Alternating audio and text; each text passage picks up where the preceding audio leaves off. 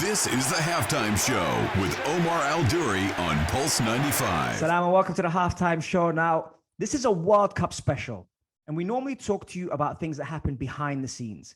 So what better than have someone who's designed the Lusail Stadium, which is the final stadium at the World Cup 2022 Qatar. Hatim Morsy is going to be on the show. He's an engineer, project manager, and operations manager. And more importantly, he's had a huge say in designing the stadium that's going to hold the World Cup final. That's on today's show. We talked about the atmosphere, what to expect, what the energy is going to be like, what the stadiums are going to be like, and what to expect when you go to the Qatar World Cup 2022. So make sure you stay tuned for more on the only place to be at 3, the Halftime Show on Pulse 95. This is the Halftime Show with Omar Al-Duri on Pulse 95. Salam and welcome to the Halftime Show with Omar Al-Duri. I'm your host, cover everything sport, international and local. Now, seeing that it's a World Cup month, it's only right I bring you someone from the World Cup. So we had to try and really dig deep and find someone that's really been involved and someone that's been a feature at the World Cup right now. And who better than on the show than Hatim Morsy. Hatim, welcome to the show, man. Thanks very much for having me, Omar. I'm a big fan of yours, really. I listen to you a lot, all the way from Doha. So yeah, I really appreciate it. Well, I appreciate you making the time because you have a little bit of a busy schedule at the moment. Just the slight thing of a World Cup happening, right? just a slight thing. Yeah, exactly. So tell us about your personal journey because I'm really interested to see how you happen to work your way into designing and being part of the huge plans of the Lusail Stadium, which is where the World Cup final will be held. Tell us about your journey and how did this come about? So honestly, Omar, I think there's an element of luck, but there's been a lot of hard work that's put into it. So since graduating from university, I managed to get a job in a big British engineering company, and through my experiences with them, I got to start designing sports arenas and sports stadia. And then the London Olympics happened at some point, and I was a volunteer at the London Olympics, and I just thought, the atmosphere in a major event is just electric. It's a real feel-good atmosphere. And I always wanted to be in events, but being an engineer, you never get to actually do the event operations. You end up building a stadium and then you leave, and then the operations team come in. So it's always been a dream of mine to do the event. Now, luckily, I managed to work on Lusail Stadium from design. And then I moved to Doha with my previous company. And then I got approached by a project management company that was going to further manage the design and the construction. And then once I'd done all of that for about 4.5 years, I managed to reach out to somebody from FIFA who used to come a lot to Qatar to visit the stadium, to see the progress. And I just asked, I said, by any chance, is there a role going? And I swear to you, Omar, it was just, you know what? There is a role going, and if you send me your CV, maybe we can set up an interview, and the rest is history. So I honestly, I'm really lucky, and I'm really thankful. I gotta take you back on that though. You said 4.5 years of work. That don't sound like luck to me, man. I think you're being a little bit modest here. 4.5 years of work at that stage, then to present itself with the opportunity for FIFA, they wouldn't take you on if you hadn't put the work in. Yeah, to be fair, they did come on a few occasions, and I was always giving them the tour and telling them about the updates and stuff. So they did know me, and I guess they wouldn't have given me a chance if they didn't feel I was, able to represent them and to represent the program, and to be at Lusail first time, let's say in events, having a lot of engineering background and understanding of operations, but to actually do it, I'm really thankful for the opportunity. So yeah, I still think it's a bit of luck, but you have to hustle sometimes, to be able to get what you want. No, that's great. And also, for those that don't know and that haven't seen the Lusail Stadium, I mean, talk us through it from your eyes. That's a different type of vision. When you see it, what do you see when you see the Lusail Stadium? I'll be honest with you, I have a bit of a love-hate relationship with Lusail Stadium because I've spent lots of late nights working here, and but sometimes I do walk in the morning onto the pitch, and I just look up and I think, wow. I mean, this is a colossal structure. It's massive.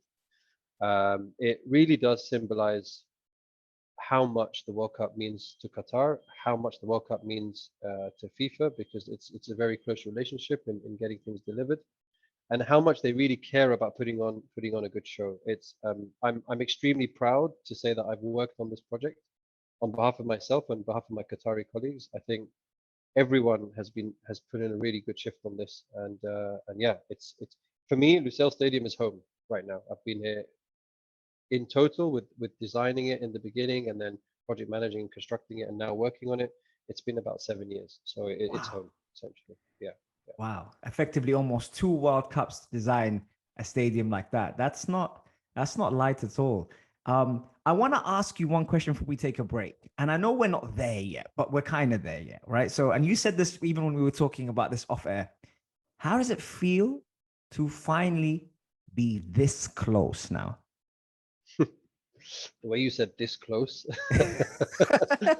I mean, this close is honestly every minute. So just before we just went on air, or before we started recording, I was running around like a headless chicken. I've got like a list of 750 things to do, and I've Wow. literally got minutes left before the kickoff in Lusail. You know, it's that close for me.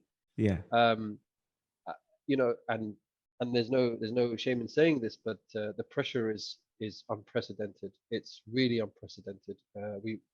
I'm a little bit of a perfectionist. I want it to be the best, but I did have a bit of an emotional, I wouldn't say breakdown, because I know you talk a lot about mental health in sport, Yeah. and I listened to that on your show, but I did have a moment where I did have to cry, you know, and it was I couldn't Mm. control myself.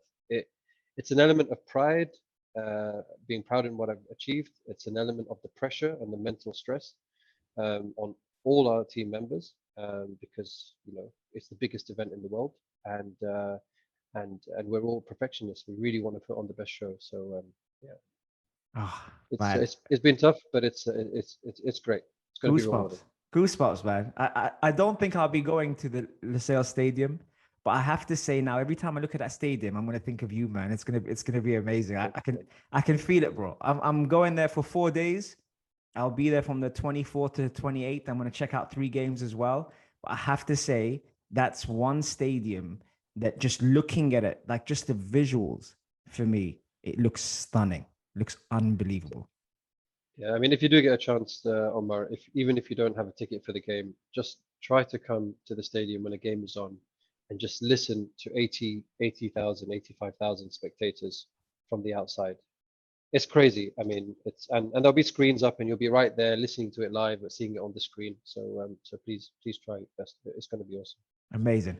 All right, coming up next, we're talking to Hatim Morsy about the World Cup. We're talking about the final. We're talking about the images we've seen and a lot more on the only place to be at 3, the halftime show on Pulse 95.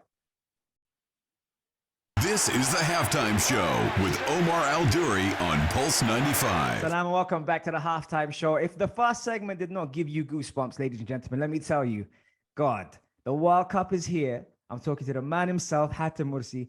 We kind of lived that first segment with him from the challenges that he was facing. If you do miss the show, don't worry. You can catch all of our episodes on Apple, Spotify, SoundCloud if you like a podcast, or if you want to see the brother's face himself on the YouTube channel, Pulse 95 Radio. Our episode is there and it's live on YouTube. So make sure you check it out and check out what's been happening behind the scenes. On the show, we like to talk about what happens behind the scenes, not just the mainstream, not just the commercial. And that's why Hatim is perfect for this role, because many people will be going to that stadium and not many people will be knowing how much hard work was put behind it. And that's why this show is so great, because we have people like Hatim on the show. Now, Hatim, just before the break, we were talking and there was something that we dived into. We dived into the Lusail Stadium.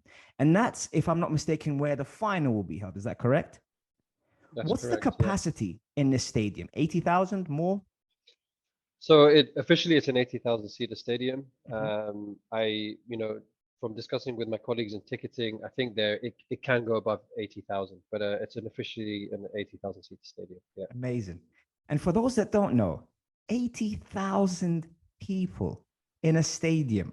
I'm sure the football fans have been to some stadiums, maybe even at 20,000 capacity, if you're lucky. Just to give you guys an idea, the Emirates Stadium is 60. The Bernabeu is what, 100, give or take. So 80,000 people at the World Cup in the final. Those lucky people who are going to be watching it in the final. That must be something unreal. Yeah, I'm gonna be lucky myself because I'm gonna be in the players' tunnel, hopefully. Oh, so I'll be looking out for you now. Yeah, well, so I'm part of the TV operations team. So Right. I'm sort of working with the host broadcaster, et cetera, to make it all come to life. So what you watch on TV from Lusail will be the output of all my hard work and my team's hard work here in Lusail Stadium.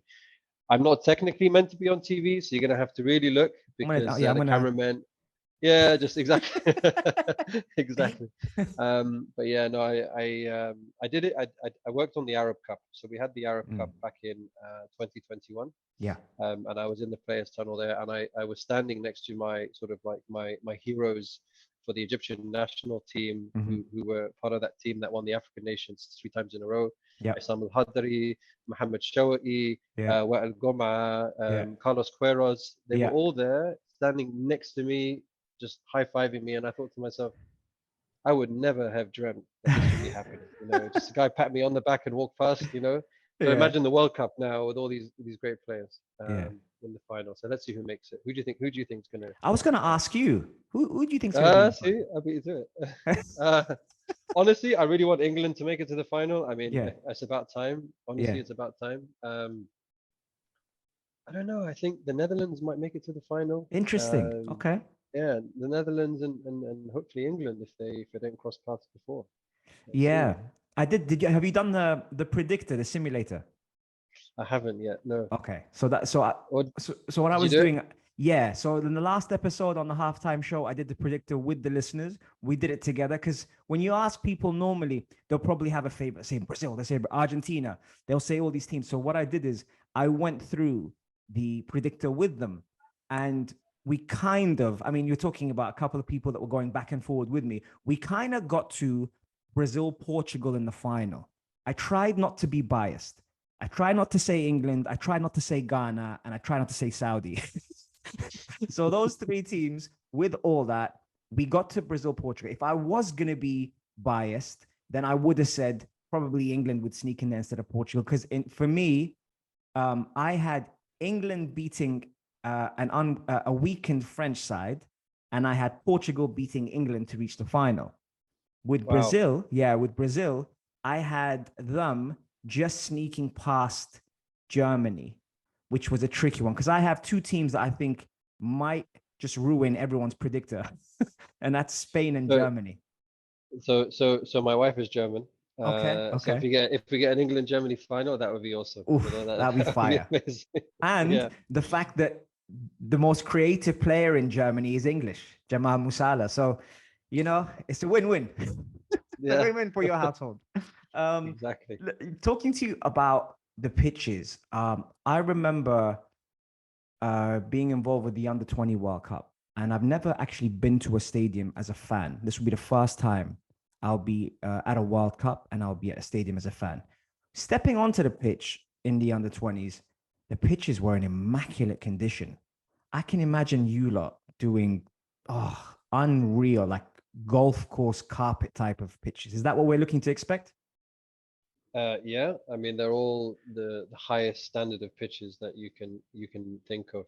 Obviously, Qatar is a challenging climate, and to deliver, class pitches is very difficult. So I'm not part of the pitch management team, so I couldn't tell you the exact details, but I do know that they put in a lot of effort to get those pitches in great condition. Mm, And I'm standing by the pitch every day, and I just look across and I see how much pride the pitch team take in delivering those pitches. mm, It means a lot to everybody. Every yeah. single member of the team. It really means a lot to them. And the training sites themselves, actually, they're all world class pitches as well. And I'm lucky to even play on those sometimes. So Oh, they have I'm opened them jealous. up to the community. I'm Yeah, jealous. I'm sure you would be. I'm lucky. So no, when you come, I'll see if I can get you a game on one of those pitches. They're really good. They're really Amazing. fantastic. Yeah.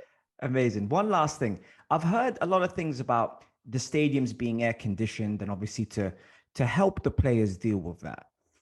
How much has been put into that side of the game to kind of cross off that element that it's in a hot country? Not saying it's not, but the fact it's at mid-year, mid-season, everyone's talking about the weather conditions. How much will the AC pitches and stadiums help the players get through 90 minutes? So, so first of all, there's one stadium that isn't air conditioned. It's Stadium 974, if I remember correctly. That's naturally cooled. At that Okay. time of the year, the weather's going to be about 20 to 25 degrees, so it's going to be manageable anyway. I don't know if that's one of the reasons why it's gone to the to November, Mhm. but I can tell you, standing in an air-conditioned stadium, it gets so cold. You need a hoodie, and sometimes, honestly, you Okay. could even put gloves on. It's that cold. Um, so it's such a great system, such a great Okay. system that they've got in place here. And I'm in wonders in how these engineers, my colleagues, have managed to put in a system like that, because they've Yeah. really thought about it, and they'll be able to cater for any temperature that's required Right. on the So field. you Yeah, advise the so it's fans to bring something warm for the stadiums. yeah, I would definitely get them to bring a hoodie just in case. Yeah. It Okay. might get a bit chilly. Yeah. Fantastic. Okay, wicked. All right, listen, I can talk to you all day, Hatim, but we're going to take a quick break. And as soon as we get back, we'll be diving into segment three on the only place to be at three, the halftime show on Pulse 95. See you in a bit, folks. This is the halftime show with Omar Al Duri on Pulse 95. Hello and welcome back to the halftime show. I'm getting exclusives here by Hatim Morsy about all the little bits and pieces we need to worry about when we get to. And actually, there's not much to worry about. So we're actually going to be having a good time out there. I'm super excited. I hope you guys are. And I'm sure if you're watching this episode right now, you're probably thinking, if you've been to Qatar already, you're thinking, man, I wish I would have spoken to Hatim before then. Well, here on the halftime show, we have. And fans have started to arrive in Qatar, obviously. What can they expect from Qatar World Cup 2022? So they're going to have a great time, really. There's been a lot of talk about certain things being available or not, but they've really put in a lot of effort to make sure that every fan, whether it's in a fan zone or in a stadium, is going to have a spectacular time. It's a little bit biased, if you want to say, because I'm part of it, but I can genuinely tell you that every little detail has been thought about, from the quality of the audio systems at the stadiums, the show that they're going to put on before the matches, the opening ceremony, the closing ceremony. So many things. It's so many intricate details that people just don't think about, don't understand.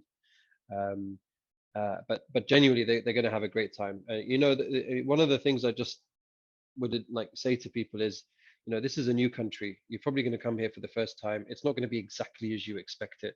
Mm, I came here 7 years ago, and the first thing I thought about was, why aren't they doing it like this? Or why aren't they doing it like that? But at the end of the day, it works well. And when fans get here, I'm almost certain they're going to have a smooth journey mhm. in. They're going to have a great time, and they're going to leave with fond memories. So yeah, looking forward to Amazing. welcoming everyone. Amazing. And I've heard about these fan zones. Now I'm worried. I'll tell you why I'm worried. I'm worried because I'm coming with my wife, who's a footballer, her mom, who's a football fan, especially Cristiano, if you're watching, and my sister-in-law as well, and my cousin who wrote the movie. I don't know if you're aware of it. It's called Al Alami, which is an Egyptian movie, which is out there. So we're crazy football fans, right? I'm worried that I'm gonna leave them and go to these fan zones. What can I expect going into these fan zones? I've seen already some of the amazing people arriving there at the moment. What can I expect in the setup? Yeah, they're thinking of everything. Mhm. There are lots of activations, lots of things to get families and interact with kids. There's going to be shows on. They have big stages there. There's going to be shows, music festivals, and what have you. There's going to be all these food places where you can go and buy some food. And it's just going to be a great festival atmosphere. Mm. Um, I'm a bit jealous personally, because I'm going to be at the stadium every single day, whether it's a match day or the next day after, which is Yeah. always before a next match day, and I'm not going to get a chance to experience it. But Mm. yeah, no, it's going to be a a party festival atmosphere. Yeah. Atmosphere is the key word. And listen, I wouldn't be too jealous. I mean, I know you probably want to hang out with me, but Neymar and Rafinha are not bad company, when you're on the pitch. You'll be surprised, Omar. I haven't seen you for a while, so just a chance to hang out with you is something that I wouldn't never not want to Thank do. you. So, Thank you. You're yeah. so kind. You're so kind. Atmosphere is massive. I love energy. I go to places just for the energy. Could be the biggest place, could be the smallest place. I know that with Qatar, and I've seen with what's been happening, I know that people that are arriving there, and I saw the Ecuador fans today talk about how it's a good atmosphere, it's good energy. How has the atmosphere been this close to obviously the opening day and when the fans are really starting to arrive now? I can tell you when I'm going home after work here from the stadium, and I just leave the stadium, there are fans from all over the place because we have a fan zone not too far from the stadium itself in Lusail, and everybody's coming here and representing their country. Everybody's bringing a part of their culture, Yeah. and it's that celebration of every culture that makes the ultimate atmosphere, right? The Ghanaians, the Ecuadorians, the Brazilians, they, and I'm lucky enough I play football with a lot of Ghanaians here in Qatar, and they're just the most elaborative, people. So, Yeah. and they're so proud. They're so proud, and that's the key thing is that people are proud of where they come from, Yeah. and they will share their culture, their music, their style, the way they dress, and all of that coming together from all over the world is just an explosion of great things to come. So, honestly, it's giving me goosebumps just thinking about it. Can't wait. Can't wait. Can't wait. Yeah, Oh, man. I can't wait. I'm gutted I'm only coming for 4 days. Anyway, okay, we're going to take a quick break. And when we get back, we got our final segment. I can't believe we're almost done already. So we're having fun here on the halftime show with Hatim Morsy, who's live from Doha. See you in a bit, folks. Cheers. This is the Halftime Show with Omar Al-Duri on Pulse 95. Hello and welcome to the halftime show. And shout out to everyone who's tuned in around the world, whether it's 95 FM, pulse95radio.com, our app, Sharjah Broadcasting Authority, or if you're watching us on YouTube with the man himself who's there in Qatar. Hatim Morsy is here. We've talked about the stadium. We've talked about the fans. We've talked about the atmosphere. We've talked about the final, what kind of conditions the pitches are in. And I have to say now, Hatim, right? I'm gonna put you on the spot here and say, I'm coming to Qatar for 4 days, right? What are the things I have to do? Because it's my first time and I only have 4 days. I know I live in the UAE. I've been meaning to come to Qatar for the last, 8 years, actually. I moved here 13 years ago. So 8 years. And I wanted to see Aspire. I want to see all these things. I only have 4 days. What are the things that I have to do as it's my first time? Wow, 4 days. You're not giving me much to work with here. and 2 of those days you're going to football matches, right? Or 3 of those Three. days. Yeah, 3. So no, honestly, look, definitely you have to go to one of the fan zones, that's for sure. And you can club that in with maybe going on the Corniche. The Corniche is partly pedestrianized. Then there's a fan zone. So seeing the Corniche, seeing the skyline of Doha, which isn't as big a skyline as the skyline in Dubai, if I remember correctly, but it's still, every country started somewhere, so it's just go to the Corniche, see where Doha has come from, and go to the fan zones, and then if you do get a chance, go to Masharib. It's a great new sort of let's say town within Doha. It's ultra modern. You will never know that you're in Doha.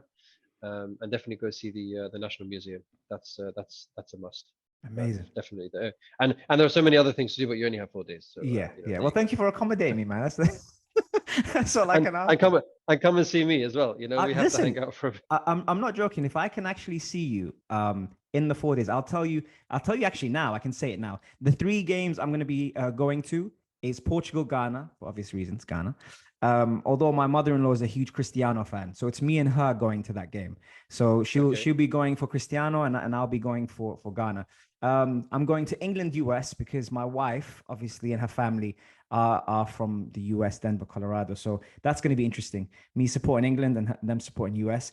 And the last game I'm going to is Spain versus Germany, which I'll be a complete neutral, but I just want to see good football. So those are the 3 games I'm going to. I'm not sure about the stadiums details off the top of my head now, but that's where I'll be. So if I get a chance to somehow see you in any of those days, that will be fantastic. We'll figure something out. 24th to the 28th, anyone that is watching here and sees me down at these stadiums, come down, let's have a chat, let's talk football as usual. And maybe even if I have Hatim with me, we can actually have a chat all together because he's good vibes and he's good energy.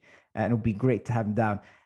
Before I let you go, Hatim, where can we follow you personally on social media, or even if it's through FIFA or whatever, where can we follow you and how can we stay in touch with you, not just for the tournament, but for the rest of the time? And hopefully when you come to the UAE, we'll have you on the show as well. Well, Instagram. I'm posting every now and then little snippets on Instagram. So it's at Hats09, HATZ09. And yeah, follow and see how it all unfolds. I'll see if I can post as much as possible of all the atmosphere. Amazing. I know I already follow you, but I'm going to be keeping a close eye on you, mate. I think you've done fantastically well. Congratulations, honestly, not just on this tournament, but how much you've done behind the scenes. It's not easy. It's something that not everyone can do. And I have all my respect and all the best wishes for you, the family, and hopefully they're going to be sitting down proud, looking back at this moment and thinking, yeah, I did that. That's going to be great.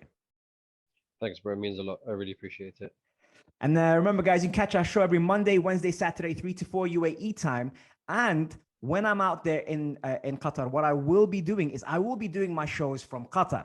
So we're trying to spoil you guys. I won't be taking that time off. I will be reporting from Qatar Monday, Wednesday, Saturday, 3 to 4 UAE time. Check us out. Hatim, absolute pleasure interviewing, man. Thank you for taking the time out of your super busy schedule to come on the show. Thank you, bro. I got to go for a meeting now. So. Take care, guys, and we are out. Assalamu alaikum, and we'll see you guys very, very soon. If you liked this episode of The Halftime Show, drop a like and subscribe. 95. Be sure to follow us on Instagram for all our daily updates and top stories.